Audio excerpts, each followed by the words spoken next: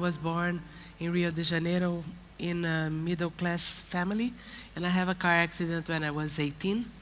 And my family had the means to get me to rehabilitation, to education. I was in college already, and here I am today, right? I graduated, I had my master's, I got married after my accident, had my child, and traveled around the world. And I'm talking to you about the next development framework right now. And the reality is that if I was born in the same city, in one of the 10 favelas, slums that are right around my neighborhood in Rio, I would have lived only for 1 year. And this is an evidence of the relationship between poverty and disability. So it's a cycle that feeds itself, and we have the CBM exhibition here very nicely done about ending the cycle. And if you are a person with a disability, you have more costs of living, you have less education to health, less access to health, to education, to rehabilitation.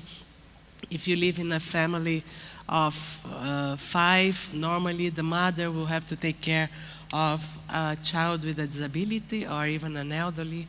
And this person will be out of the job market, and it will be 2 people out of the job market in the same family. So poverty taking to disabilities because of lack of access, and disabilities taking more deeply into poverty because of more costs and less income and basically exclusion. So the cycle is clear. There are evidence that today we have 15% of the population, meaning 1 billion people with disabilities living around the world.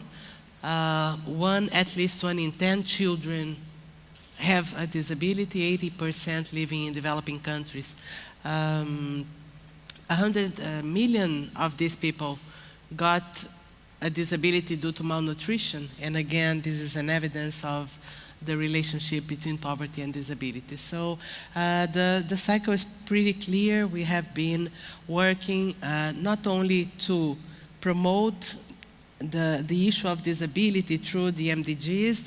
The current one does not include disabilities, but in reality, it's the way you see things. You cannot reduce, you cannot eliminate poverty, or you cannot achieve universal education if you don't count people with disabilities in.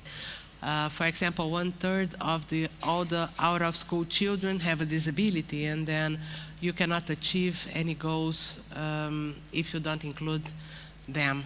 So I think that the main issue that we are facing right now is that we have so many competing issues, and we should not be competing among ourselves. For sure, we should be combining, and the only way of combining our agendas is really focusing on a society for all, and a society for all acknowledging diversity as part of what we are, as part of our identity, and building an inclusive world that everybody can live